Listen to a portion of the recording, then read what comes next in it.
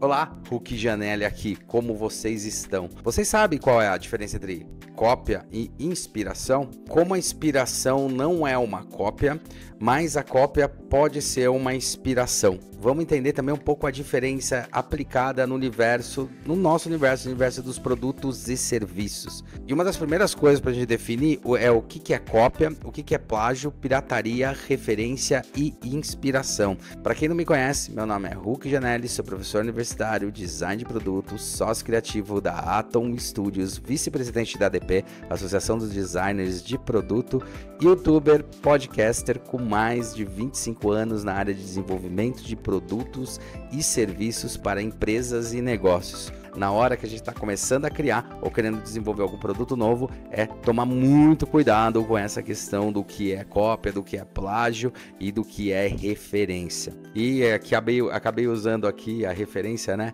do Luiz Ferrino aqui, do Huck verdadeiro, né, e da cópia que sou eu, né. Me chamarem de Huck é uma coisa que acontece há muito tempo, acontece desde quando eu tenho 4 anos de idade. Quando eu fui entrar na faculdade e eu acabei estudando um negócio que chama branding, tem até uma indicação aqui do curso que é legal pra caramba, que é do Guilherme Sebastiani, é um grande amigo, tem até um podcast aqui que eu vou passar para vocês aqui o link, vou deixar o link aí embaixo, a Brandster, e falando um pouco de como isso funciona para alavancar negócios, como é que você estrutura seu brand, assim. Falei, por que não usar como brand o nome Huck? Foi muito importante usar essa história do brand, usar a história do Huck, porque daí as pessoas elas me marcariam como sendo, o Huck Janelli, que o designer de produto, né? O Huck, ele foi uma inspiração para mim, né? Então eu não me visto como Huck, eu não ajo como Huck, eu nem fico tão nervoso assim e muito menos verde, se você estivesse perguntando aí. Inclusive eu brinco muito que eu sou o Pocket Huck e conseguindo dessa maneira me diferenciar no mercado. Olha, até aqui no Google Huck Janelli, né? Ele aparece várias coisas referentes a mim, né? Referente ao que eu já fiz, alguns cursos que eu tenho, os canais, o meu LinkedIn, aparece bastante coisa aí, tá? Relacionada a Huck Janelli. Ainda, aparece mais ainda, são todas referências minhas. Coloco mais, ainda aparece mais coisas, tá? Tudo isso daqui que tá relacionado, são podcasts que eu gravo, são projetos, eu consigo ver bastante coisa aqui. Se eu boto Márcio Janelli, vamos lá. Aparece menos, na verdade o mais engraçado é que aparece meu irmão, aqui ó. Esse aqui é meu irmão, tá? Que é publicitário. Eu me inspirei nele e ele serviu mesmo como uma referência. Como eu já era conhecido e muita gente me achava parecido na época, até hoje quando faz a cara, né? Fica parecido, é isso. Isso é o que a gente chama de inspiração, tá? Que é totalmente diferente de uma cópia. Quais são as ferramentas que ajudam a alinhar as características? Então a gente tá falando aí de painel semântico, tá? Pastas de referências, que é um negócio legal pra caramba. Pesquisa de produtos similares, né? Dividir em categorias A e A.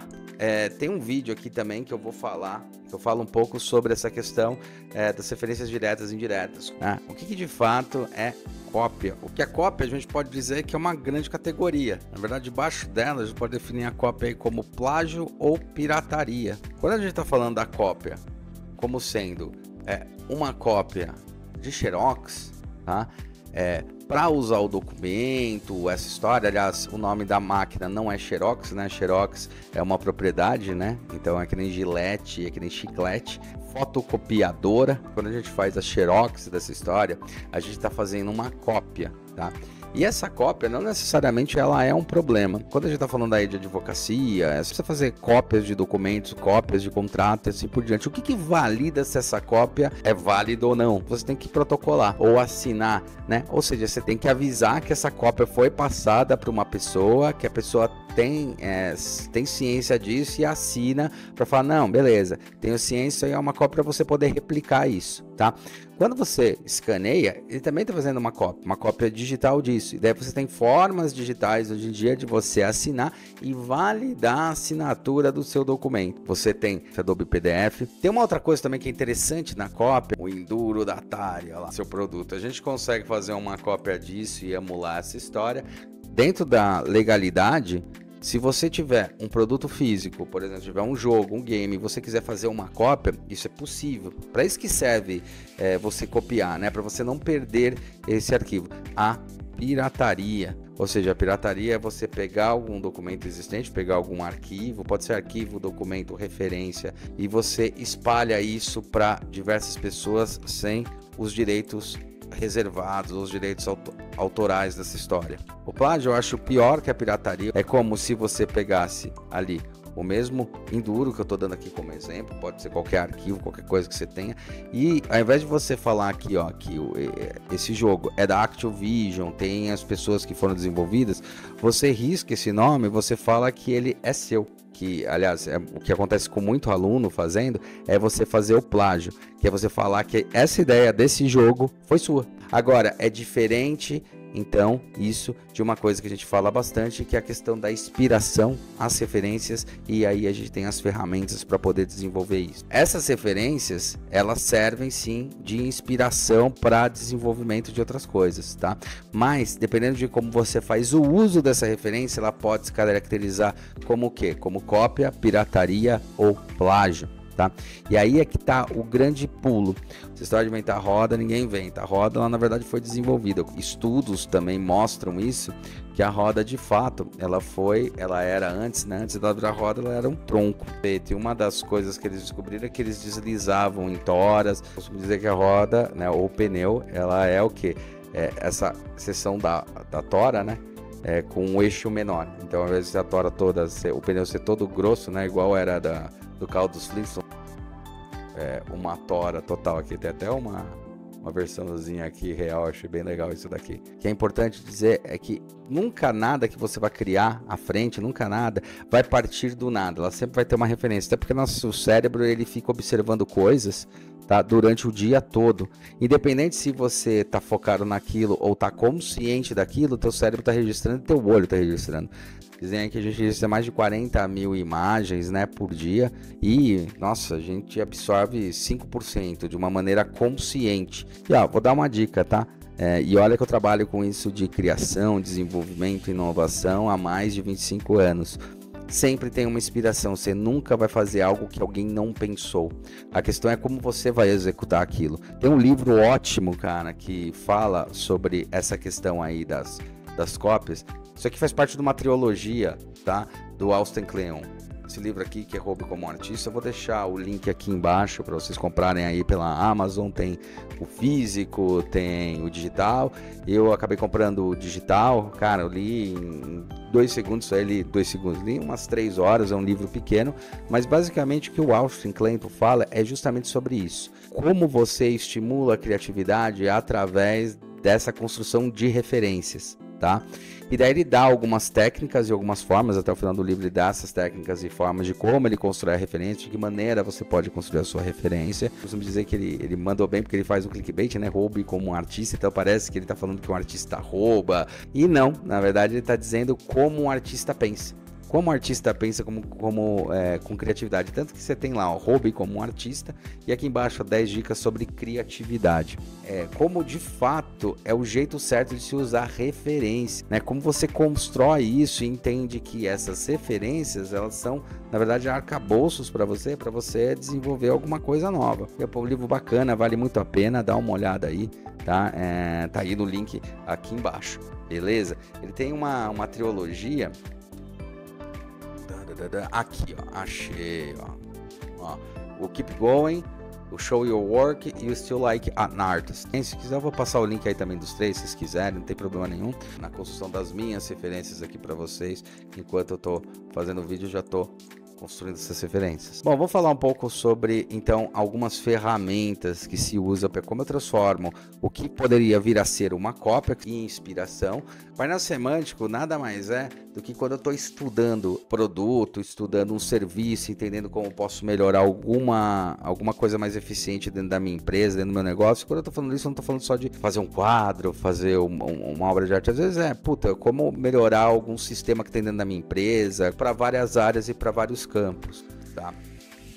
O que é o painel semântico? O painel semântico nada mais é do que a construção das suas ideias através de várias referências para você construir o que a gente pode chamar de mood board. Vou pegar esse aqui que é um que eu pego sempre como exemplo. Ele é um painel semântico que está falando sobre o quê? Sobre brasilidade, sobre o Brasil. Ele está usando algumas referências do Brasil. Daí ele divide aí em cor, em estilo. Puta, tem uma Havaiana aqui, cara, que virou um símbolo nacional, né? Virou um ícone nacional. Então a construção do painel semântico é você construir uma imagem com várias outras imagens. Aqui ele faz um recorte, né? A época do nosso colégio era tipo aquele recorte e cola. Lembra que você cortava e tinha que colar os coisinhos? Aqui você usa oficialmente ele como um elemento gráfico, tá? Um elemento gráfico visual, pode conter textos também, não tem problema, pode conter igual aqui, contém cores de referência, que são construções das cores que são tiradas diretamente aqui de cima. Você simplesmente bota um amontoado de imagens? Não.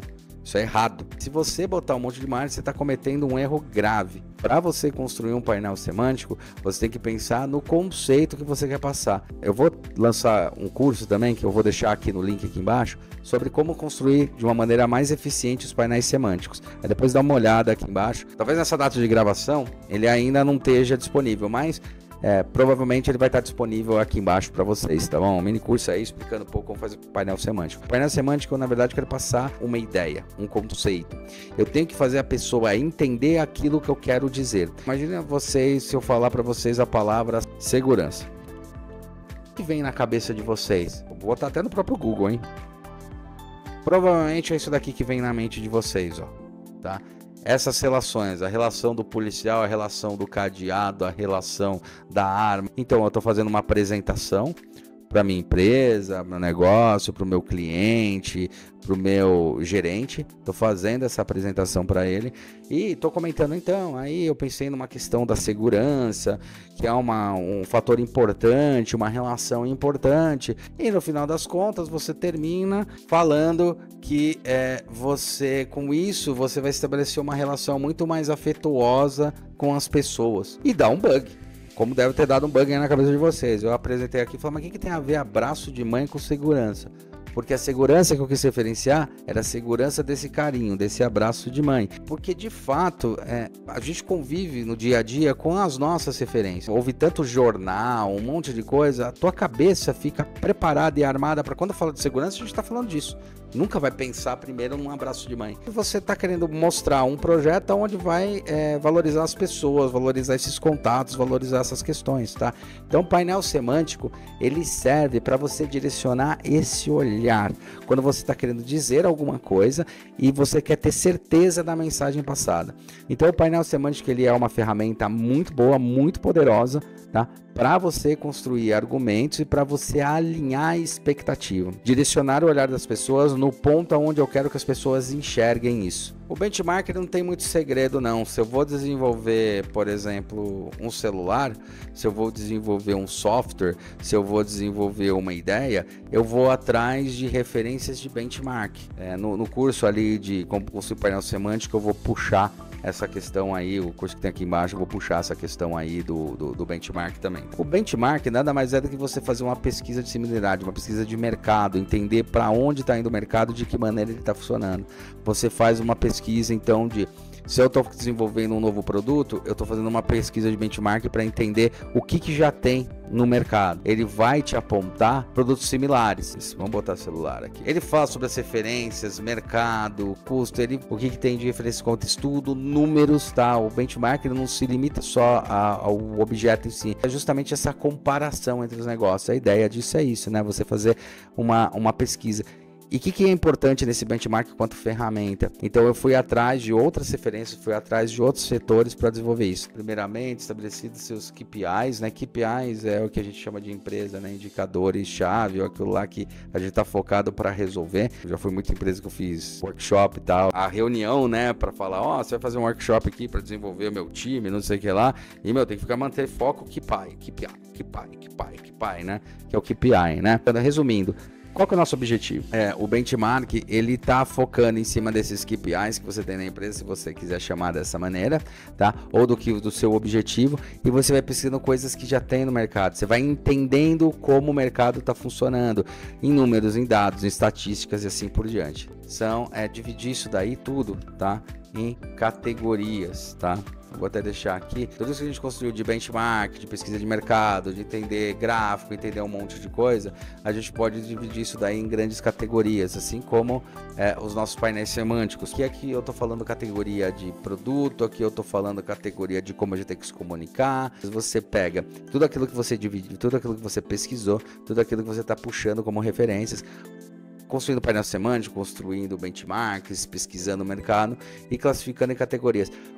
Como é que eu divido essas categorias? São mais subjetivas. Quando eu falo subjetivas, não quer dizer que não tem uma objetividade. O que eu estou falando é que não dá para você falar, ó, categoria de produtos, categoria de serviços, categoria de cores, vai depender muito do que se busca. Eu já tive que classificar em categorias de animais, por exemplo, tipos de animais para uma marca que eu estava desenvolvendo.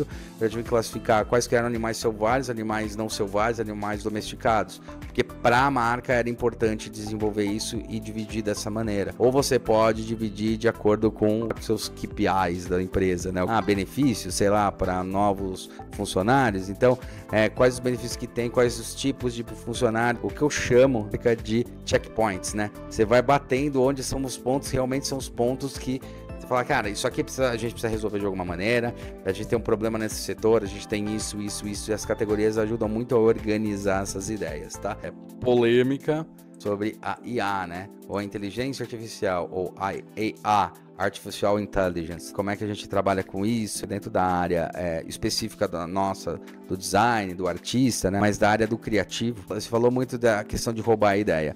O que acontece aí na IA? Qual que é o grande problema? Lembra que a gente estava falando aí sobre a questão da cópia, pirataria e o plágio? A IA, ela é muito baseada nessa questão da cópia, tá? Então a IA, ela vai usar alguns elementos que tem, vai fazer uma referência e vai criar um novo elemento, juntando coisas. O WhatsApp já tem a sua IA própria, que é a IA da Meta, né? Da Facebook. E já tá rodando ali dentro, eu já usei bastante essa IAzinha aí, o que mais tem é isso, né? O ChatGPT foi o que mais bombou, né? Como trabalhar com a IA? Tem problemas trabalhar? Não tem zero problema. O que eu costumo dizer para meus clientes, eu costumo dizer para empresas é o seguinte, vamos lá por partes. Uma coisa é você gerar uma imagem que você está querendo gerar, uma ideia, e construir isso daí através de uma IA, com o uso de IA, de inteligência artificial. Então eu estou querendo construir uma referência, quero mostrar isso, ou tenho uma ideia na cabeça, vou lá, uso uma IA para construir isso. E apresentar isso numa conferência ou numa reunião de checkpoint dentro da empresa. E é um documento que é interno e você está falando, olha, isso aqui foi gerado em IA para ser como uma referência. Basicamente é o seguinte, a partir do momento que você pega uma cópia e tem a possibilidade de ganhar dinheiro, de rentabilizar com essa cópia, isso já está caracterizando ou plágio ou pirataria. Pirataria é quando você está copiando na cara dura, está vendendo e tendo relação em cima disso, e você está ganhando dinheiro em cima disso sem dar dinheiro para quem criou essa ideia. E plágio é pior, eu acho plágio pior que pirataria, tá? Porque pirataria pelo menos você está mandando para frente, eu não estou falando que eu apoio, tá? Mas você tá mandando para frente pelo menos e tá falando, olha, esse produto foi feito, sei lá, pelo Van Gogh. Pelo menos você tá passando para frente. Óbvio, o Van Gogh deveria ganhar os royalties em cima disso. O mercado do PlayStation 1 em vários países, em vários lugares, ele ganhou muito com essa questão da pirataria. E fez o mercado da própria Sony crescer. Então é uma faca de dois gumes aí, né? Ao mesmo tempo que é problemática para a empresa, fez com que isso daqui se tornasse popular. Como usar de melhor maneira a inteligência artificial? Se você tem uma referência, eu falo que a inteligência artificial ajuda, e até mesmo na nossa área, a área do design, que teoricamente o que as pessoas têm como meio de vias de regra, né? Acham que a gente desenha super bem, acham que todos nós desenhamos maravilhosamente bem, criamos, né? Só tem um estalo que cria. Na verdade, no mundo das ideias, e principalmente nas áreas criativas, isso vem ajudando bastante. Que é o quê? Que é você estabelecer uma referência. Então é normal, às vezes, eu fazer uma IA, ir atrás de uma IA e pedir para criar uma imagem, um conceito de alguma coisa que eu tenho uma ideia do que eu quero fazer, e eu uso aquilo lá como uma referência. Tá? Eu não construo como uma cópia, e muito menos como uma pirataria, e pior ainda como um plágio. Tá? O que eu faço? Eu construo uma imagem mental, lembra do painel semântico? Eu construo essa imagem, eu tenho uma imagem mental, eu passo um protocolo, que ali é o que eu tenho que dizer para a IA, que a IA tem que me fazer, né? O script ali, passo para ela, e aí ela me gera uma imagem. uma IA aí conhecida, que é a Gemini. Vamos lá. Então, uma imagem, uma caneta com asas de anjo e na cor azul.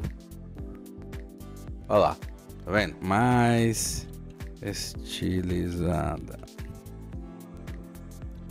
Ó, né? Eu uso isso como uma referência. Se eu vou usar isso aqui e falo que eu tive essa ideia e quero usar esse layout para fazer propaganda, você tá fazendo uma cópia e ainda um plágio, tá? Agora, se vocês usam isso como uma referência, então qual que é o ponto certo? Você vem aqui e bota, por exemplo, em painel semântico. Olha, eu tenho uma referência aqui, que é isso aqui que eu quero passar como elemento, né? Como uma coisa que eu tô construindo de fato. Então você joga ele como uma referência de painel semântico, tá? E você pode construir várias referências, né? Às vezes você não tem a imagem que você está buscando, às vezes demora para ter essa imagem, tipo mostrar uma pessoa tomando café em uma mesa bagunçada no escritório de uma empresa. O Gemini não consegue produzir isso daqui porque tá falando sobre imagem de pessoas. O ChatGPT já tá fazendo isso, né? Então vamos lá, ó. Ctrl V. Vamos lá. Ctrl V. De alguma coisa. Ó lá. Pronto. Vamos lá. Eu consigo, gerar uma imagem com uma qualidade legal. Tá vendo?